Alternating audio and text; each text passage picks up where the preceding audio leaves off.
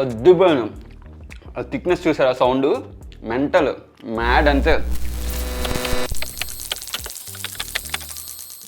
అందరికీ నమస్కారం. మొదటిసారి ఛానల్కి వచ్చారా? అలా అయితే మీరు ఖచ్చితంగా నేను చెప్పేది వినాలి. మీరు ఎందుకో చెప్పనా, మనం ఫిట్నెస్, ట్రావెల్ బ్లాగ్స్, అలానే హెల్దీ రెసిపీస్కి సంబంధించి మనం వివత్సంగా వీడియోస్ చేస్తున్నాం. సో గైస్, మీరు ఇప్పటిదాకా ఒక 7-8 ఎపిసోడ్లు అయితే చేశానన్నమాట.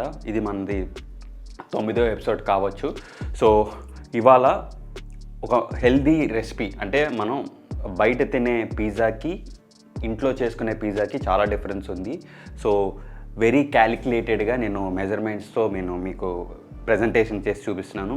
And guys, and more over నేను విపరీతంగా వీడియోస్ పెడుతున్నాను డే బై డే. అంటే ఇవాళ ఉన్న వీడియో రేపు ఉండదు, రేపు ఉన్న వీడియో ఎల్లుండి ఉండదు. సో నా సంకల్పం ఏంట్రా అంటే హెల్దీ రెసిపీస్తో మీ ముందుండాలి. అంటే మార్కెట్లో చాలా రెసిపీస్ ఉన్నాయి. సో నేను అలా కాకుండా హెల్దీ వేలో మీ ముందు ప్రజెంటేషన్ ఇవ్వాలని చెప్పేసి నా ఉద్దేశం. అండ్ మోర్ ఓవర్ మీకు కంటెంట్ నచ్చితే నా దగ్గర నుంచి లైక్, షేర్, సబ్స్క్రైబ్ చేయండి. కొంచెం నాకు ఒక వాల్యూ ఉంటుంది, ఇంతలా కష్టపడుతున్నాను కాబట్టి. సో కంటెంట్ నచ్చితే ఖచ్చితంగా లైక్ చేసుకోండి. ఇది కొంతమందికి 10 మందికి ఉపయోగపడిద్ది.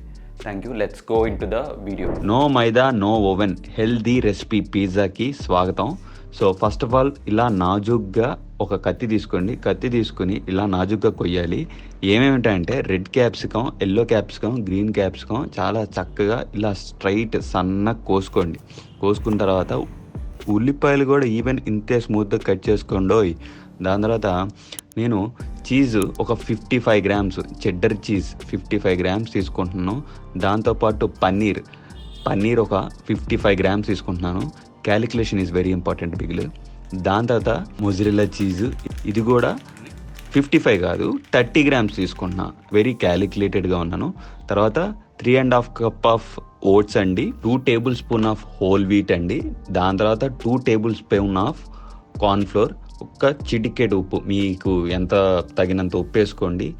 ఇదేంటంటే ఈస్ట్ అండి, ఒక టేబుల్ స్పూన్ ఈస్ట్ వేసుకోండి కొంచెం పొంగటానికి. దాని తర్వాత ఇవన్నీ బ్లెండ్ చేయండి, బాగా మిక్సీలో వేసి కటకటకట కొట్టేసిన తర్వాత అవి మెత్తగా అయిపోవాలి. పొడిపొళ్ళు ఆడకూడదు. ఇది మటుకు గుర్తుపెట్టుకోండి, పొడిపొళ్ళు ఆడకూడదు. మెత్తగా ఉందనుకోండి, ఈ ఫౌండేషన్ అనేది చాలా చాలా బాగుంటుంది. మెయిన్ మన ఫౌండేషన్ అంటే పిజ్జాకి ఫౌండేషన్ చాలా ఇంపార్టెంట్ కదా. మెత్తగా చేసుకోండి. ఆరిగానో వేసుకోండి. ఆరిగానో అలాగే ఒక 1.5 టేబుల్ స్పూన్ పెరుగేసుకోండి. మిక్స్ చేయండి. చేతితో కలపండి, స్పూన్తో కాదు, చేతితోనే కలపండి. చేతితో కలిపి ఒక శుద్ధ చేయండి. దాన్ని ఒక బౌల్లా చేశాక చూసారు కదా అక్కడ ఎంత ఉండలాగా అయిపోయిందో అట్లా అయిపోయింది. మధ్యలో కావాలంటే కొంచెం ఒక పించ్ ఆఫ్ వాటర్, ఒక 2 డ్రాప్స్ వాటర్ వేసుకొని కవర్ కానీ ఒక బేకింగ్ పేపర్ కానీ వేసేసి గాలాడకుండా ఒక 10 నుంచి 20 నిమిషాల దాకా పెట్టుకోండి. దాని తర్వాత నేను టమాటా సాసేజ్ చేస్తున్నాను.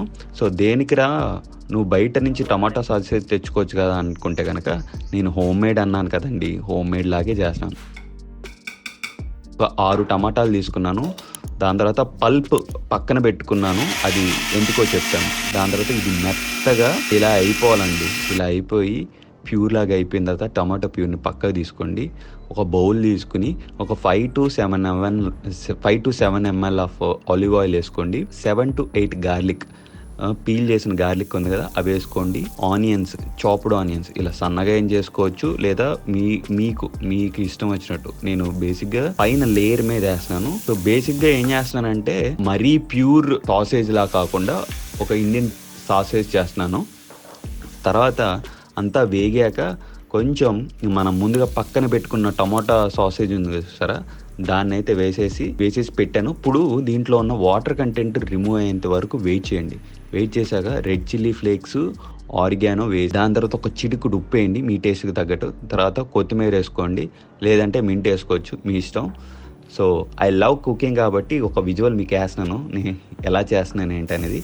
సో ఈ విధంగా ఉంటుంది. అయిపోయిన తర్వాత ప్యాన్ తీసుకోండి, తవా ప్యాన్ లేదా మామూలు పిజ్జా ప్యాన్ కూడా ఉంటుంది.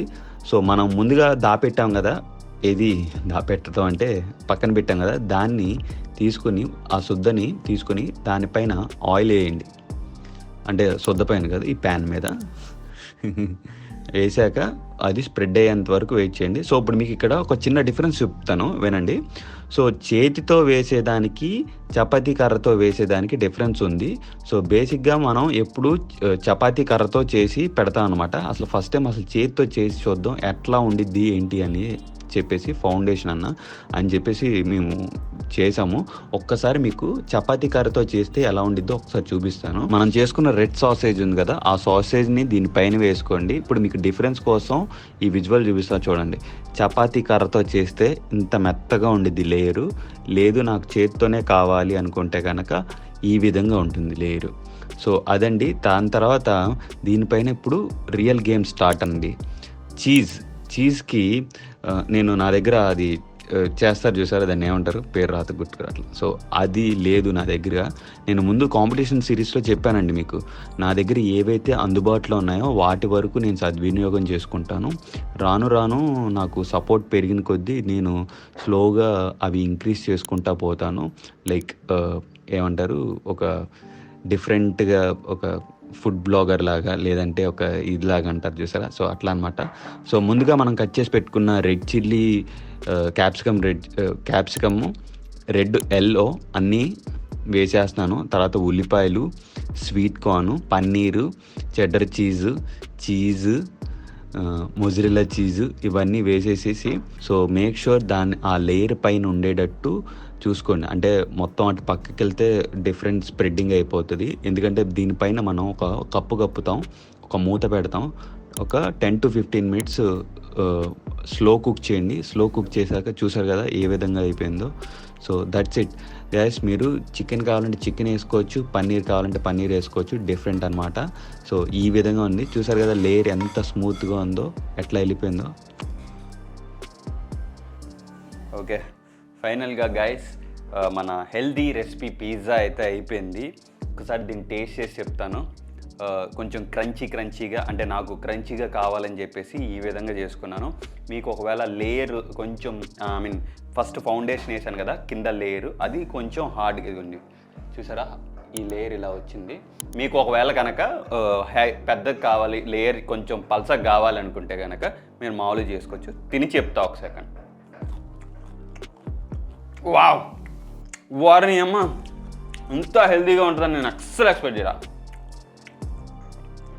వావ్ చూసారా, మనం హెల్తీగా ఇలా మీల్ చూసారా ఎంత క్రిస్పీగా అయిపోయిందో, నీట్గా హెల్తీ వేలో ఇలా కూడా తింటూ బాడీ బిల్డింగ్ చేయొచ్చు, డైట్ కూడా చేయొచ్చు. And more over your calories is very important. ఎంత క్యాలరీస్ తింటున్నారు అన్నది చాలా ఇంపార్టెంట్. ఒకవేళ కంటెంట్ నచ్చితే కనుక లైక్, షేర్, సబ్స్క్రైబ్ చేసుకోండి. Thank you.